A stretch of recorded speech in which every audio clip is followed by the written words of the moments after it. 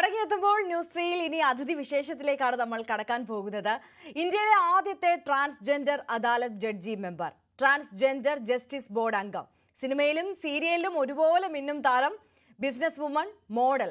ഇത്രയും കേട്ടപ്പോൾ തന്നെ പ്രേക്ഷകർക്ക് നമ്മുടെ അതിഥിയെ മനസ്സിലായി കാണും. അതെ, റിയ ഇഷയാണ്. സിനിമാ തിരക്കിലാണ് റിയ ഇപ്പോൾ. റിയയുടെ പുതിയ ചിത്രം കൂടൽ ഉടൻ തന്നെ തിയേറ്ററിൽ എത്തുകയാണ്. സ്വാഗതം റിയ ന്യൂസ് ത്രീയിലേക്ക്. അപ്പോൾ ഞാനിങ്ങനെ ഈ നമ്മുടെ ന്യൂസ് ത്രീയുമായിട്ട് ബന്ധപ്പെട്ട് ഇങ്ങനെ വിളിച്ചുകൊണ്ടിരിക്കുമ്പോഴെല്ലാം റിയ ഇങ്ങനെ പറഞ്ഞുകൊണ്ടേ ഇരിക്കുകയായിരുന്നു. ഞാൻ തിരക്കിലാണ്, പ്രൊമോഷനിലാണ്, ഇങ്ങനെ പറഞ്ഞുകൊണ്ടേ ഇരിക്കുകയായിരുന്നു. പ്രൊമോഷന്റെ തിരക്കൊക്കെ ഒന്ന് മാറിയോ? കൂടുതൽ ചിത്രത്തിന്റെ പ്രൊമോഷൻ ആണല്ലേ? അതെ അതെ അതെ, സിനിമയുടെ പ്രൊമോഷനാണ്. ഇപ്പൊ ഇന്ന് തന്നെ മൂന്നാമത്തെ ഇപ്പൊ പ്രൊമോഷന്റെ ഭാഗമായിട്ട് ഒരു കോളേജിലാണ്, അവരുടെ പ്രിൻസിപ്പളിന്റെ ഓഫീസിൽ നിന്നാണ് ഇപ്പൊ ഞാൻ ലൈവില് വരുന്നത്. അതെ, ശരി. ചിത്രം ജൂൺ 20-നാണല്ലേ തിയേറ്ററിൽ എത്തുന്നത്? ജൂൺ 20-ന്. റിയയുടെ ഒരു ക്യാരക്ടർ എങ്ങനെയാണ്? എന്റെ ക്യാരക്ടർ നല്ല ഒരു സസ്പെൻസ് ആയിട്ടുള്ള ഒരു മൂവിയാണ് ഇത്. 4 നായകന്മാരാണ്. ബിപിൻ ജോർജാണ് മെയിൻ നായകനായിട്ടുള്ളത്. അവരുടെ 4 നായകന്മാരിൽ ഒരാളാണ് ഞാൻ. നല്ല 8 പാട്ടോളം നിറഞ്ഞു നിൽക്കുന്ന ഒരു സിനിമയാണ്. സസ്പെൻസും ആണ് കുറച്ചധികം നല്ല രീതിയിൽ. 4 നായകന്മാരിൽ 4 പേർക്കും ഒരേപോലത്തെ പ്രാധാന്യമുള്ള ഒരു സിനിമയാണ്. അപ്പം സിനിമയുടെ കഥ പറയുന്നതിന് അല്ലെങ്കിൽ അതിന്റെ ഒരു പറയുന്നതിനെക്കാട്ടും നല്ലത് എല്ലാവരും തിയേറ്ററിൽ പോയി കാണുന്നതായിരിക്കും വിശ്വസിക്കുന്നു, കണ്ടറിയാം. കാരണം ആർക്കും സിനിമ കണ്ടു കഴിഞ്ഞാൽ എന്താ തിയേറ്ററിൽ പോയി മടങ്ങി വരുന്ന സമയത്ത് അയ്യോ ഞാൻ ഇതിന് പൈസ കൊടുത്ത് മുതലായില്ല എന്ന് ആരും പറയില്ല. അത് ഞാൻ ഉറപ്പു തരാം. അതാണ് ഗ്യാരണ്ടി ചെയ്യാൻ പറ്റുന്നത് അല്ലേ? അതെ അതെ അതെ, ഗ്യാരണ്ടി ചെയ്യാൻ പറ്റും. റിയ ട്രാൻസ്ജെൻഡർ കഥാപാത്രമായിട്ടാണോ എത്തുന്നത് അതോ സ്ത്രീ കഥാപാത്രമായിട്ടാണോ? കണ്ടറിയുന്നതല്ലേ നല്ലത്. അതെ അതെ, അത് സസ്പെൻസ് ആണല്ലേ? കാര്യങ്ങളൊക്കെ ആയിട്ട് നല്ല രീതിയിൽ നല്ലൊരു മൂവിയാണ്. അത് എല്ലാവർക്കും ഇഷ്ടപ്പെടും. കാരണം കുട്ടികൾ തൊട്ട് വലിയ ആൾക്കാരും മുതിർന്നവർക്കും എല്ലാവർക്കും ഇഷ്ടപ്പെടുന്ന ഒരു മൂവിയാണ്. പ്രത്യേകിച്ച് ഇതിന്റെ കഥ ഡയറക്ടേഴ്സ് 2 പേരാണ്. ഡയറക്ടർ ഷാനു അതുപോലെ ഷാഫി. ഇവർ 2 പേരുടെയും നല്ല പ്രവർത്തിച്ചിട്ടുള്ള നല്ലൊരു മൂവിയാണ്. കാരണം കേരളത്തിൽ ഉടനീളം നമ്മുടെ ഏതൊരു 2 ഡയറക്ടേഴ്സും പ്രവർത്തിച്ച സിനിമകളൊന്നും ഇതുവരെ എന്താ പറയാ മോശം എന്ന് പറഞ്ഞിട്ടില്ല. ഇതും അങ്ങനെ മോശം എന്ന് പറയില്ല ഈ ഒരു സിനിമയും. അപ്പം എല്ലാവർക്കും അതും അതിലുപരി നമ്മുടെ മലയാള സിനിമയിൽ ആദ്യമായിട്ടാണ് ഒരു എന്താ പറയാ സ്ട്രേഞ്ചേഴ്സ് ക്യാമ്പിനെ ബേസ് ചെയ്തിട്ട് ഒരു സിനിമ ഒരുങ്ങുന്നത്. അത് അത്യാവശ്യം ഇൻഫ്ലുവൻസേഴ്സും എല്ലാരും കൂടെ കൂടിയിട്ടുള്ള വലിയൊരു സിനിമ ആണെന്ന് പറയാം. റിയയുടെ എത്രാമത്തെ സിനിമയാണിത് റിയ? ഞാന് അതേഴ്സ്, അതുപോലെ തന്നെ വിവാഹാവാഹനം, ഇപ്പം അങ്ങനെ കുറച്ച് 4-5 സിനിമ ചെയ്തു. പക്ഷെ ഇതിൽ മെയിൻ റോളിൽ വരുന്ന ആദ്യത്തെ സിനിമയാണ്. നമ്മൾ ഇറങ്ങിക്കഴിയുമ്പം റിയ പൊളിച്ചു എന്ന് പറയാൻ പറ്റുന്ന രീതിയിൽ ഉള്ള ഒരു സിനിമ ആദ്യത്തെ സിനിമയാണ്. അല്ല, എന്നിരുന്നാലും ഇപ്പോൾ തന്നെ ചെയ്തിട്ടുള്ള മറ്റ് കഥാപാത്രങ്ങൾക്കെല്ലാം ഒരുപാട് പ്രശംസ ലഭിച്ചിട്ടുണ്ട്. മാത്രമല്ല സീരിയലിൽ ഒരു മിന്നും താരമാണ്. കുടുംബ പ്രേക്ഷകരുടെ എല്ലാം ഒരു ഫേവറേറ്റ് ആക്ടറായിട്ട് മാറിയിരിക്കുകയാണ് ഇതിനോടകം തന്നെ റിയ. ഇപ്പൊ എല്ലാ സീരിയലുകളിലും അത്യാവശ്യം 8-9 സീരിയലുകളിൽ ഞാൻ പോലീസ് സ്റ്റേഷൻ ചെയ്തിട്ടുണ്ട്. അപ്പം എല്ലാവർക്കും നല്ല രീതിയിൽ ഫേസ് ചെയ്യാം. കാരണം നമ്മള് സാധാരണ ഒരു നാട്ടും പ്രദേശങ്ങളിലേക്കൊക്കെ പോയി കഴിഞ്ഞാല് നന്നായിട്ട് തിരിച്ചറിയും. അവർക്ക് 6 മണി കഴിഞ്ഞ് കഴിഞ്ഞാല് വേറെ ഒരു എന്റർടൈൻമെന്റ് ഇല്ലല്ലോ. അവർ ടിവിയുടെ മുമ്പിലായിരിക്കും ഈ അപ്പന്മാരും ഒക്കെ. അപ്പൊ അവർക്കാണ് എനിക്ക് ശരിക്കും ടൗൺ ഏരിയയിലുള്ള സ്ത്രീകളെക്കാട്ടും അല്ലെങ്കിൽ അവരുടെ ടൗണിൽ ജീവിക്കുന്ന ആൾക്കാരെക്കാട്ടും സീരിയലിനെ കുറിച്ച് കൂടുതൽ ബന്ധം വരുന്നത് ഉള്ളേരിയകളിലുള്ള ആൾക്കാരാണ്. അവര് നമ്മളെ നന്നായിട്ട് തിരിച്ചറിയാറുണ്ട്. അങ്ങനെ അപ്പൊ അതിന്റെ പോലീസ് സ്റ്റേഷൻ ഒക്കെ ചെയ്യുന്നത് സീരിയലില് ഞാൻ തന്നെയാണ് ഒട്ടുമിക്കതിലും. ഇനി ഹൈറ്റ് ഒക്കെ ഉള്ളത് കൊണ്ട് ഒരു ഇത് വരാറുണ്ട്. ഇപ്പം നോക്കിക്കോ, ബിസിനസ് വുമൺ ആണ്, മോഡലാണ്, സിനിമയിൽ അഭിനയിക്കുന്നുണ്ട്, അതോടൊപ്പം സീരിയലിൽ 9ഓളം സീരിയലുകളിൽ ശ്രദ്ധേയമായ കഥാപാത്രം ചെയ്യുന്നുണ്ട്. അതോടൊപ്പം നമ്മൾ നേരത്തെ സൂചിപ്പിച്ചതുപോലെ തന്നെ നിയമ വഴിയിൽ മറ്റൊരു പ്രൊഫഷൻ കൂടി കൊണ്ടുപോകുന്ന ഒരാളാണ്. ഇതിനൊക്കെ കൂടി സമയം എവിടുന്നാണ് കിട്ടുന്നത് റിയ? സമയം നമ്മൾ കണ്ടെത്തല്ലേ. ഓരോന്നിനും ഓരോ രീതിയിൽ നമ്മൾ കണ്ടെത്തുന്ന സമയം. ഞാനിപ്പം ഷാബാ സിറ്റിയിൽ നമ്മുടെ തൃശ്ശൂര് 2025 തീയതി ഒരു വലിയൊരു ഇവന്റ് ചെയ്തിട്ട് മോഡലിംഗിന്റെ ഫേസ് ചെയ്തിട്ട് ഇനിയിപ്പോ അടുത്ത സ്ഥലങ്ങളിലും ഈ സിനിമ ഇറങ്ങി കഴിഞ്ഞുകൊണ്ട് തന്നെ അടുത്ത സ്ഥലങ്ങളിലേക്ക് എറണാകുളം, പെരുന്തൽമണ്ണ, കണ്ണൂരൊക്കെ ആയിട്ട് നമ്മൾ ഷോസുകൾ ചെയ്ത് അത്യാവശ്യം നമ്മൾ എന്താ പറയാ ഒരു ട്രാൻസ്പേഴ്സൺ എന്നുള്ള രീതിയിൽ നമുക്ക് ഇതൊക്കെ പറ്റും, സമൂഹത്തിന്റെ മുമ്പിൽ ചെയ്ത് കാണിക്കാൻ പറ്റും, അല്ലെങ്കിൽ ഒരു സിഗ്നേച്ചർ ഒക്കെ നമ്മുടെ ഭൂമിയിൽ നമ്മൾ മരിച്ച് അല്ലെങ്കിൽ നമ്മൾ പോകുമ്പോഴത്തേക്കും നമ്മുടെ ഒരു സിഗ്നേച്ചർ ഭൂമിയിൽ ഉണ്ടാക്കിയെടുക്കുക എന്ന് പറയുന്നത് ചില്ലറ കാര്യമല്ല. അപ്പൊ അത് ഉണ്ടാക്കിയെടുക്കുക എന്നൊരു ലക്ഷ്യമാണ് എനിക്ക്. തീർച്ചയായും ഈ ഇന്ത്യയിലെ ആദ്യത്തെ ട്രാൻസ്ജെൻഡർ അദാലത്ത് ജഡ്ജി മെമ്പറാണ് റിയ എന്ന് പറയുന്നത്. അപ്പോൾ ഇത് കേൾക്കുമ്പോൾ ഒരുപാട് പ്രേക്ഷകർക്ക് ആകാംക്ഷ ഉണ്ടാകും, അങ്ങനെ ഒരു പദവിയിലേക്ക് എങ്ങനെ റിയ എത്തി, റിയയുടെ ഒരു പോരാട്ടം അതെങ്ങനെയായിരുന്നു എന്നതിനെ കുറിച്ചൊക്കെ. ഇല്ല, അത് നമ്മുടെ കോടതി ജുഡീഷ്യൽ ഒരു ട്രാൻസ്പെർസൻസിന് ഒരു കൊടുത്തതാണ്. രീതിയിൽ നമ്മുടെ ഒരുപാട് സ്ട്രഗ്ലിങ്ങിലൂടെയൊക്കെ വന്ന് ആ ഒരു ലെവലിലേക്ക് എത്തുമ്പോൾ മഞ്ചേരിയിൽ പെരിന്തമണ്ണയിലായിരുന്നു ഞാൻ ഒരു 2-3 വർഷം, 7 വർഷത്തോളം ഞാൻ പെരിന്തമണ്ണയിൽ താമസിച്ചു. ആ സമയത്ത് 2017 ഞാൻ മഞ്ചേരി കോടതിയിൽ നാഷണൽ അദാലത്ത് ജഡ്ജി പാനലിൽ കയറുന്നത്. അപ്പം അത് ഒരു അദാലത്തിങ് ജഡ്ജായ മെമ്പർ മാത്രമാണ്.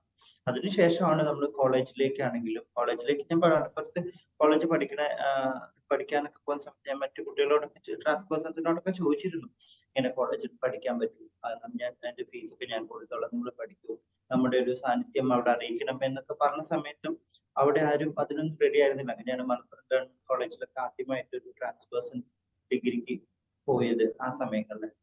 അതിനുശേഷം പിന്നെ അവിടെ യൂണിവേഴ്സിറ്റി കലോത്സവങ്ങളിലാണെങ്കിലും അതുപോലെ ഇന്റർസോൺ സീസൺ കലോത്സവത്തിലും സ്പോർട്സിലും ഒക്കെ നമ്മൾ ഒരു യൂണിവേഴ്സിറ്റി തലത്തിൽ ഒരു ആധിപത്യം സ്ഥാപിക്കുക എന്നുള്ള ഒരു രീതിയിലായിരുന്നു മുന്നോട്ടുള്ള വരുന്ന ഞാൻ ഒരാൾക്കും ഒരു പ്രചോദനം എന്നല്ല, നമ്മൾ ജീവിച്ചു കാണിക്കുക, അതിൽ ഇങ്ങനെയും ജീവിക്കാൻ പറ്റും എന്ന് മറ്റുള്ളവർക്ക് വേണമെങ്കിൽ ചെയ്യാം, അല്ലെങ്കിൽ എന്താ പറയാ ആ ഒരു ലെവലിൽ ജീവിക്കുക. അത്രയാണ്.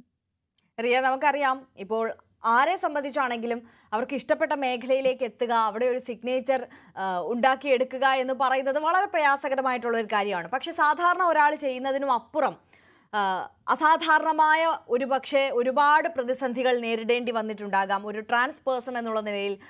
റിയ, എങ്ങനെയാണ് കുടുംബവും ഒക്കെ ഇതിന് സപ്പോർട്ട് ഉണ്ടായിരുന്നോ ഈ വഴിയിലുടനീളം? ഒരു ട്രാൻസ്ജെൻഡർ എന്നുള്ള നിലയിൽ മാനസികമായും ശാരീരികമായും മാറുമ്പോഴും ഇങ്ങനെ ഒരു കരിയർ തെരഞ്ഞെടുത്ത് മുന്നോട്ട് പോകുമ്പോഴും ഒക്കെ?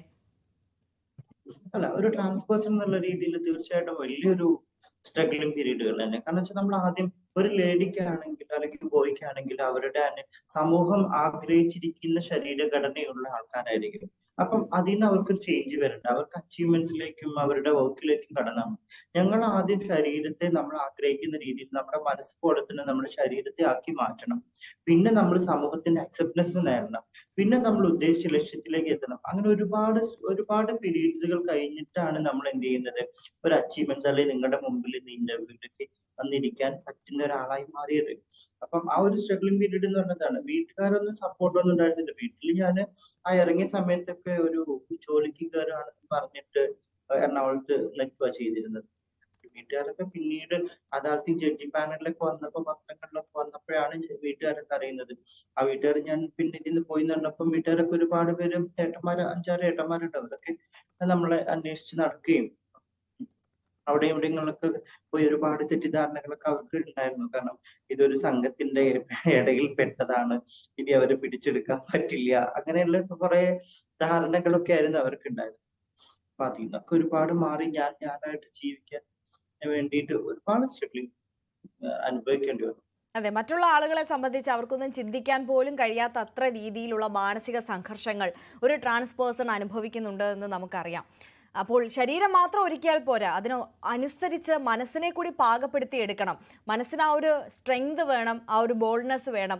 ഇതൊക്കെ എങ്ങനെയാണ് ആർജിച്ചെടുക്കുന്നത്? പലപ്പോഴും പലരും ഈ യാത്രയിൽ താഴെ വീണ് പോകുന്നത്, ഒരുപക്ഷെ ജീവൻ പോലും ത്യജിക്കാൻ തയ്യാറാവുന്നതും ആത്മഹത്യ എന്ന് പറയുന്ന ഒരു പാതയൊക്കെ തിരഞ്ഞെടുക്കുന്ന ദുഃഖകരമായിട്ടുള്ള കാര്യങ്ങളൊക്കെ നമ്മൾ കേൾക്കുന്നുണ്ട്. അത് നമുക്കാരെയും കുറ്റം പറയാൻ കഴിയില്ല. കാരണം അത്രത്തോളം മാനസിക സംഘർഷങ്ങൾ ഓരോ ട്രാൻസ് പേഴ്സൺസും നേരിടുന്നുണ്ട്. സമൂഹത്തിൽ നിന്ന് അത്രത്തോളം സപ്പോർട്ട്, എത്ര നമ്മൾ പുരോഗമനപരമായ സമൂഹമാണ് എന്ന് പറഞ്ഞാൽ പോലും അത്തരത്തിലൊരു സപ്പോർട്ട് ലഭിക്കുന്നില്ല എന്നത് തന്നെയാണ് വാസ്തവം. അപ്പോൾ ഈ പ്രതിസന്ധികളെ ഒക്കെ തരണം ചെയ്ത് മുന്നോട്ട് പോകാനുള്ള ഒരു സ്ട്രെങ്ത് എവിടെ നിന്നാണ് കിട്ടിയത്, റിയ?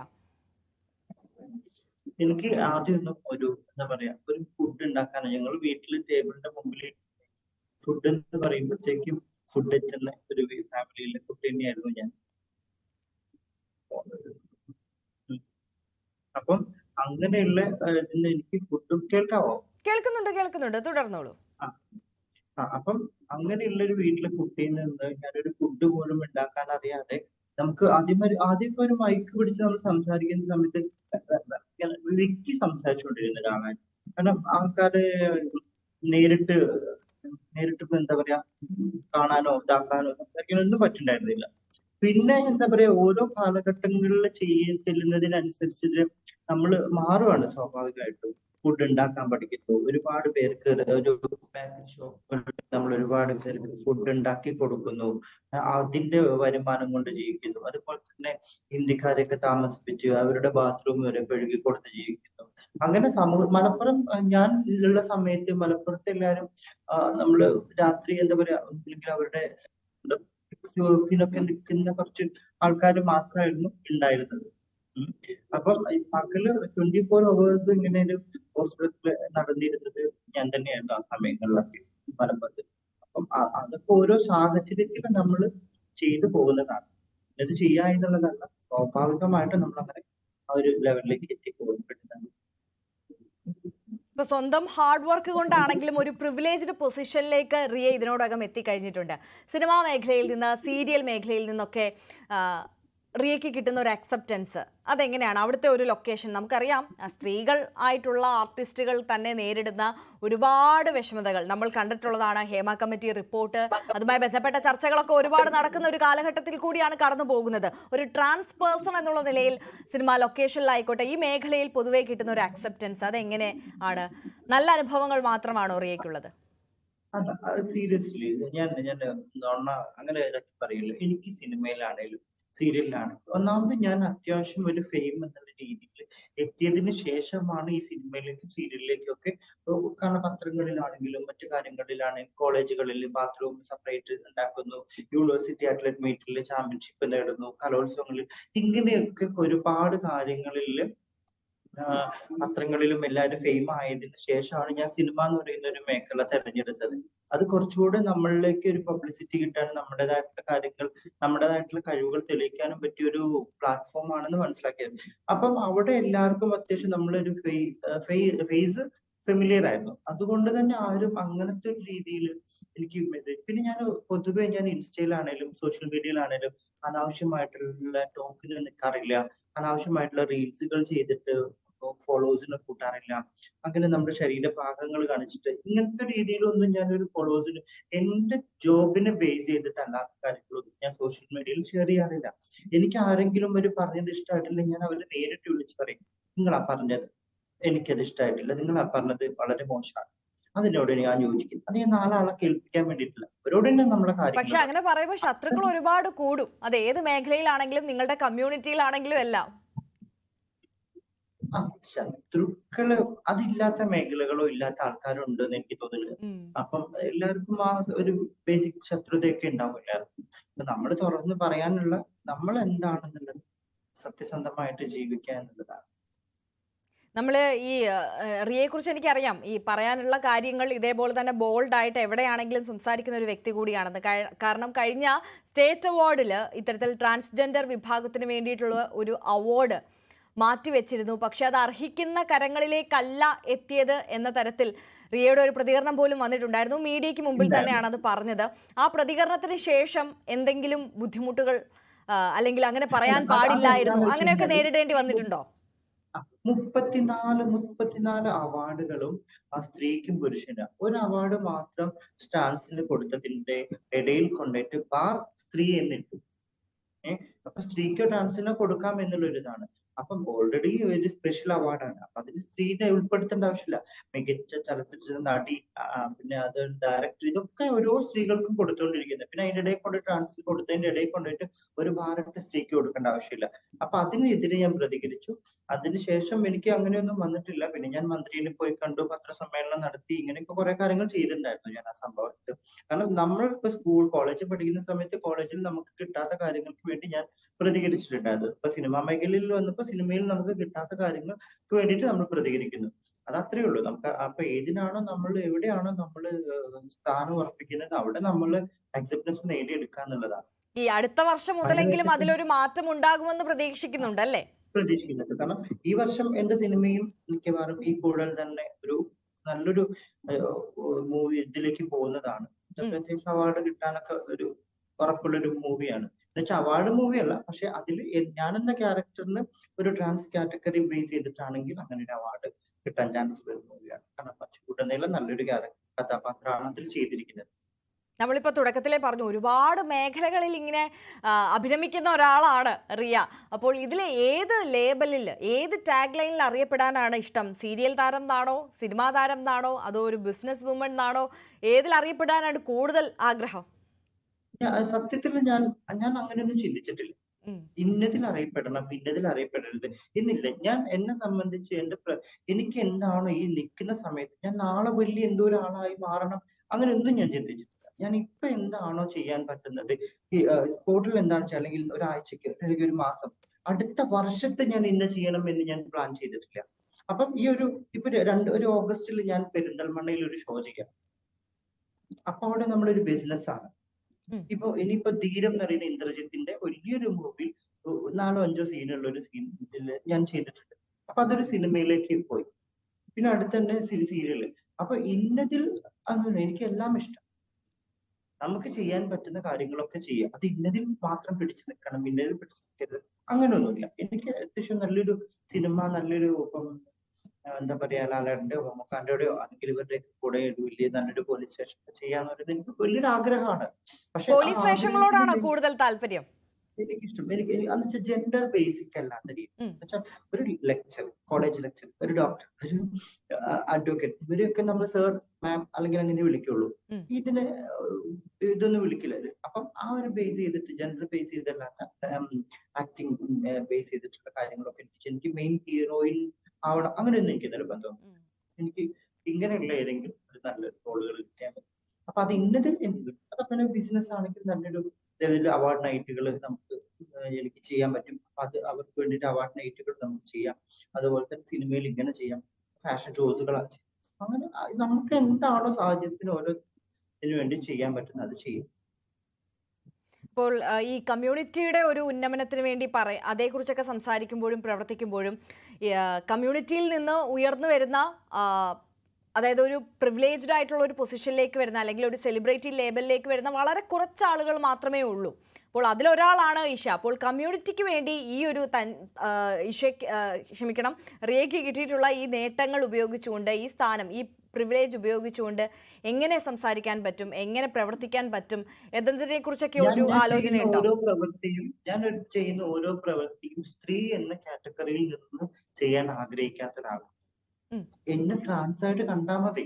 തീർച്ചയായിട്ടും ഞാനൊരു ട്രാൻസ് പേഴ്സണാണ്. ഒരു പുരുഷനിൽ നിന്ന് ഞാൻ എന്റെ ശരീരത്തെയും മനസ്സിനെയും മനസ്സിനെ പോലെ ശരീരത്തെ ആക്കി മാറ്റിയ ഒരാളാണ്. അപ്പൊ സ്വാഭാവികമായിട്ടും നമ്മൾ ആഗ്രഹിക്കുന്നത്, സമൂഹം ആഗ്രഹിക്കുന്നത് ഒരു ലേഡി എന്നുള്ള ലേബൽ എന്തായാലും കിട്ടാൻ പോകുന്നില്ല.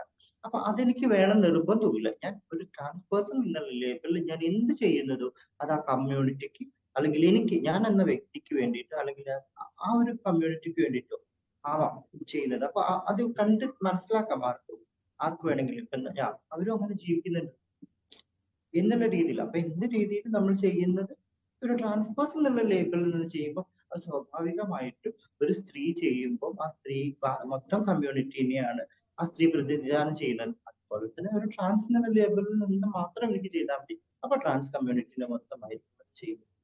ഇപ്പോൾ ഈ ട്രാൻസ്ജെൻഡർ കമ്മ്യൂണിറ്റിയിൽ നിൽക്കുന്ന ഒരുപാട് സെലിബ്രിറ്റീസ് ഉണ്ട്. അപ്പോൾ അവരുടെ ഒരു കൂട്ടായ്മയൊക്കെ പലപ്പോഴും നമ്മൾ സോഷ്യൽ മീഡിയയിലൊക്കെ കാണാറുണ്ട്.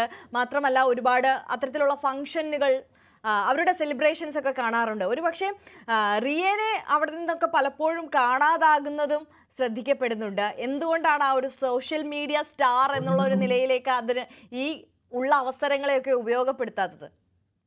എന്റെ കഴിവിൽ എനിക്ക് വിശ്വാസമുണ്ട്. ഞാൻ ഇന്നല്ലെങ്കിൽ നാളെ സമൂഹം നമ്മൾ അംഗീകരിക്കുന്ന ഒരു കാലം വരും എന്ന് വിശ്വസിക്കുന്ന ഒരാളാണ് ഞാൻ. അപ്പൊ പൊതുവെ എനിക്കൊന്ന് വെച്ചാൽ നമ്മുടെ ഹിജഡ കൾച്ചറുകൾ അല്ലെങ്കിൽ പൂജ അങ്ങനത്തെ കാര്യങ്ങളൊന്നും ഞാൻ ആഗ്രഹിക്കാത്തൊരു വ്യക്തിയാണ്. അപ്പൊ സ്വാഭാവികമായിട്ടും അതൊന്നും ഇല്ലാതെ തന്നെ നമ്മൾ എങ്ങനെ ജീവിക്കാൻ പറ്റുന്ന സമൂഹത്തിൽ കാണിച്ചു കൊടുക്കാൻ പറ്റും.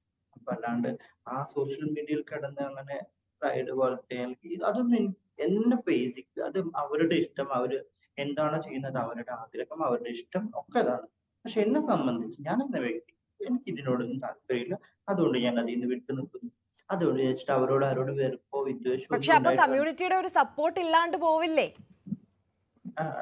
നമ്മളെ ആര് സപ്പോർട്ട് ചെയ്യണം എന്ന് തീരുമാനിക്കുന്നത് അവരാണ്. അപ്പൊ അത് കമ്മ്യൂണിറ്റി ബേസ് ചെയ്തിട്ടല്ലല്ലോ ചെയ്യേണ്ടത്. അത് സ്ത്രീക്കാണെങ്കിലും പുരുഷനാണെങ്കിലും നമ്മൾ കൊടുക്കുന്നത് തിരിച്ച് കിട്ടണം എന്നേ ആഗ്രഹിക്കുന്നുള്ളൂ. ഞാൻ കൊടുക്കുന്നത് എന്താണ് സമൂഹത്തിന് ഞാൻ കൊടുക്കുന്നത് അത് എനിക്ക് തിരിച്ച് തന്നാൽ മതി. അത് പിന്നെ കമ്മ്യൂണിറ്റി വേണം നിർബന്ധമൊന്നുമില്ല.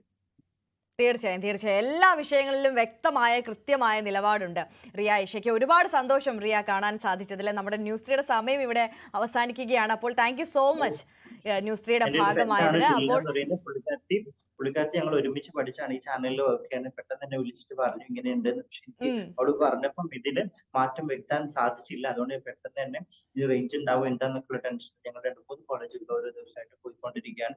20-ാം തീയതിയാണ്. അപ്പൊ എല്ലാവരും ഞങ്ങളുടെ സിനിമ കാണണം, സപ്പോർട്ട് ചെയ്യണം. ഈ കാണുന്ന എല്ലാ ആൾക്കാരും കൂടുതൽ എന്തായാലും പോയി കാണാൻ എല്ലാ രീതിയിലും സപ്പോർട്ട് ചെയ്യാം. Thank you so much. ഈ ഒരു ചാനലിൽ എല്ലാവിധ ആശംസകളും. ഒരുപാട് സന്തോഷം. എല്ലാവിധ ആശംസകളും കൂടുതൽ സിനിമയ്ക്കും റിയ ഐഷയ്ക്കും. ന്യൂസ് ത്രീയുടെ സമയം ഇവിടെ അവസാനിക്കുകയാണ്. മറ്റൊരു അതിഥിയും വിശേഷങ്ങളുമായി അടുത്ത ദിവസം കാണാം. നമസ്കാരം.